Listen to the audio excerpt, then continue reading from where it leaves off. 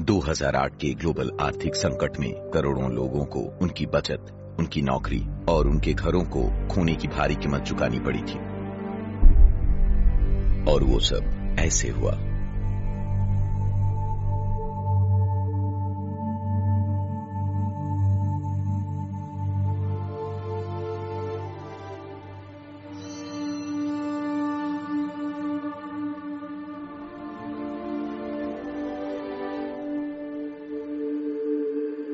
Iceland. जनसंख्या 3,20,000। सकल घरेलू उत्पाद $1,300 करोड़। बैंक घाटा $10,000 करोड़।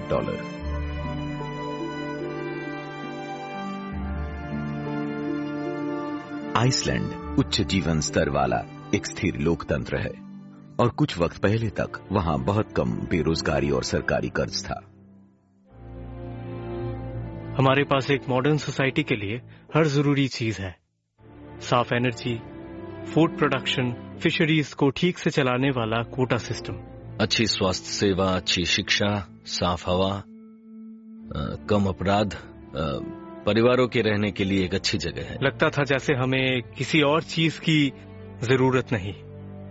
पर सन 2000 में आइसलैंड के सरकार ने डीरेगुलेशन की एक बड़ी पॉलिसी शुरू की जो विनाशकारी साबित हुई। पहले पर्यावरण के लिए और फिर अर्थव्यवस्था के लिए। उन्होंने अल्कोआ जैसे मल्टीनेशनल कॉर्पोरेशन की विशाल जायंट एल्यूमिनियम स्मेल्टिंग प्लांट्स बनाने की अनुमति देकर शुरुआत की, जिससे आइसलैंड की नेचुरल जियोथर्मल और हाइड्रो इलेक्ट्रिक एनर्जी सोर्सेज पर काफी बुरा असर हुआ। पहाड़ी इलाकों की सबसे खूबसूरत जगहों में से ज्यादातर जगह खूबसूरत रंगों से भरी वादियां जियोथर्मल होती हैं, तो हर एक्शन का रिएक्शन तो जरूर होता है।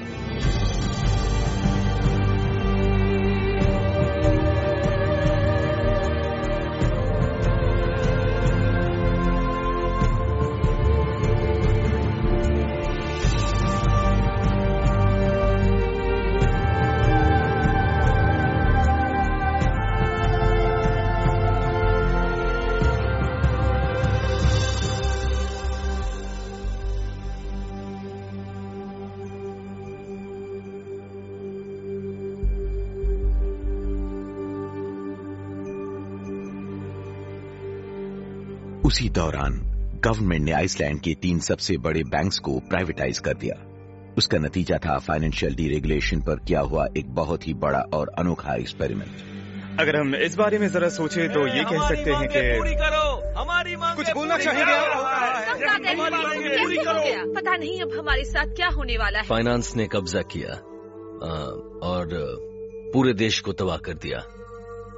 5 साल की अवधि में इन 3 छोटे बैंकों ने, जिन्होंने कभी आइसलैंड के बाहर काम नहीं किया था, उन्होंने $12,000 करोड़ का कर्ज लिया, जो आइसलैंड की इकोनॉमी से 10 गुना ज्यादा था।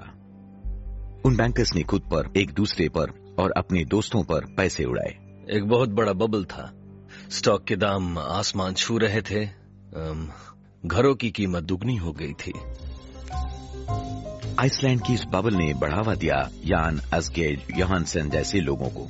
उसने बैंकों से करोड़ों का कर्जा लेकर लंदन में हाई एंड रिटेल बिजनेस खरीदा। साथ ही उसने खरीदा एक पिन स्ट्राइप प्राइवेट जेट, एक 4 करोड़ का याट और एक मैनहाटन पेंट हाउस। पेपरों में हमेशा यह हेडलाइन होती थी कि इस करोड़पति ने ये कंपनी खरीदी यूके में या फिनलैंड में या फ्रांस में, जबकि उन्हें ये लिखना चाहिए था कि इस करोड़पति ने इस कंपनी को खरीदने के लिए 100 करोड़ का लोन लिया, और वो भी आप ही के लोकल बैंक से। बैंक्स ने मनी मार्केट फंड्स बनाए और फिर उन्होंने अपने डिपॉजिट होल्डर्स को पैसे निकालकर उन मनी मार्केट फंड्स में डालने की सलाह दी। इस पॉन्जी स्कीम को हर तरफ से पैसे बनाने थे। KPMG जैसी अमेरिकन अकाउंटिंग फर्म्स ने आइसलैंडिंग बैंकों और इन्वेस्टमेंट फर्म्स का ऑडिट किया और उनमें कुछ भी गलत नहीं आया, और अमेरिकन क्रेडिट रेटिंग एजेंसीज ने कहा कि आइसलैंड अद्भुत है।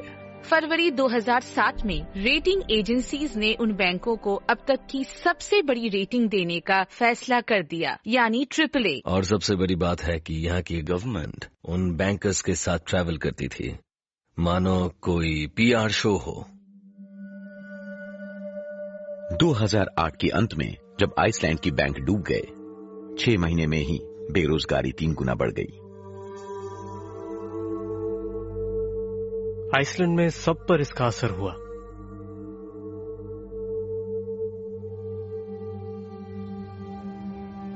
मतलब यहाँ के बहुत सारे लोगों ने अपनी सेविंग्स खो दी। हाँ, ऐसा ही हुआ था। जिन गवर्नमेंट रेगुलेटर्स को आइसलैंड के नागरिकों की रक्षा करनी चाहिए थी, उसने कुछ नहीं किया।